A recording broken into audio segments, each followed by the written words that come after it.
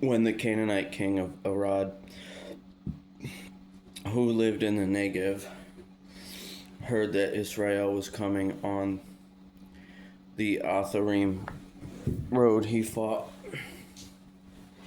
against Israel and captured some prisoners. Then Israel made a vow to the Lord, "If you will deliver this people into our hands, we will completely destroy their cities."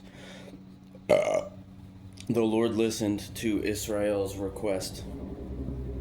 The Canaanites were defeated, and Israel completely destroyed them and their cities.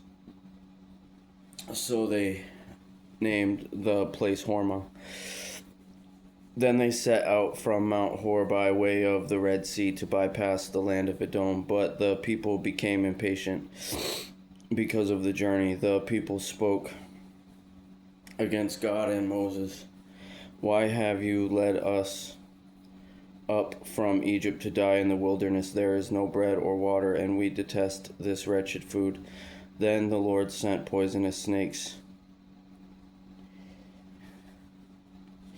among the people, and they bit them, so that many Israelites died. The people then came to Moses and said, "We have sinned by speaking against the Lord and against you. Intercede with the Lord so that he will take the snakes away from us."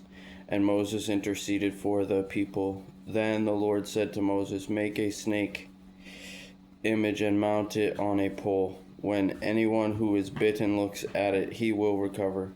So Moses made a bronze snake and mounted it on a pole.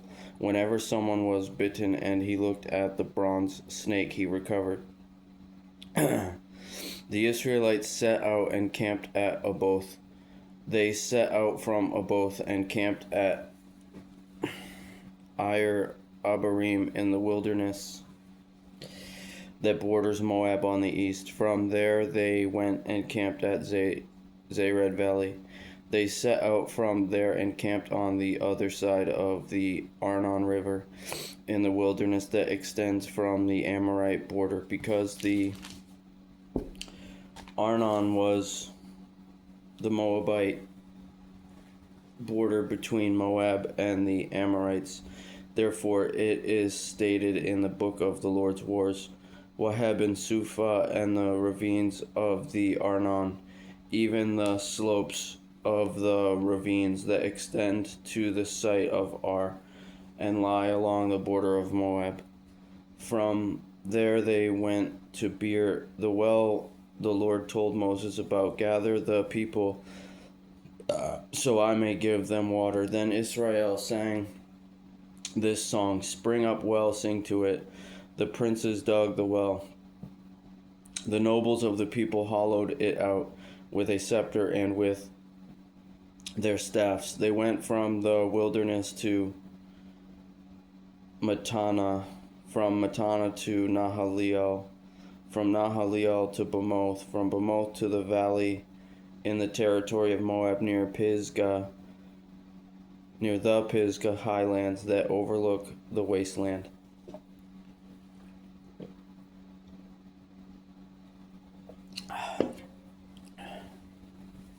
Israel sent messengers to say to Sihon, king of the Amorites, "Let us travel through your land.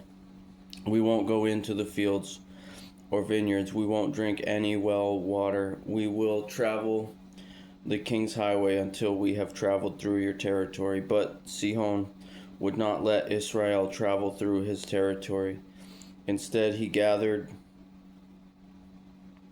his whole army and went out to confront Israel in the wilderness. When he came to Jahaz, he fought against Israel.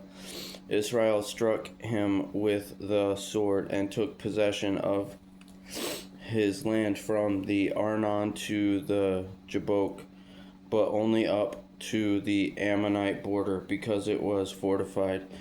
Israel took all the cities and lived in all these Amorite cities, including Heshbon and all its villages. Heshbon was the city of Sihon, king of the Amorites, who had fought against the former king of Moab, and had taken control of all his land as far as the Arnon. Therefore the poets say, "Come to Heshbon, let it be rebuilt. Let the city of Sihon be restored. For fire came out of Heshbon, a flame from the city of Sihon. It consumed Ar of Moab, the lords of Arnon's heights. Woe to you, Moab! You have been destroyed, people of Chemosh. He gave up his sons as refugees, and his daughters into captivity, to Sihon the Amorite king. We threw them down. Heshbon has been destroyed as far as Dibon. We caused desolation as far as Nophah, which reaches as far as Medeba. So Israel lived in the Amorites' land. After Moses sent spies to Jazer, Israel captured its villages and drove out the Amorites who were there. Then they turned and went up the road to Bashan, and Og, king of Bashan, came out against them with his whole army to do battle at Adri. But the Lord said to Moses, "Do not fear him, for I have handed him over to you, along with his whole army and his land. Do to him as you did to Sihon, king of the Amorites, who lived in Heshbon." So they struck him, his sons, and his whole army, until no one was left, and they took possession of his land.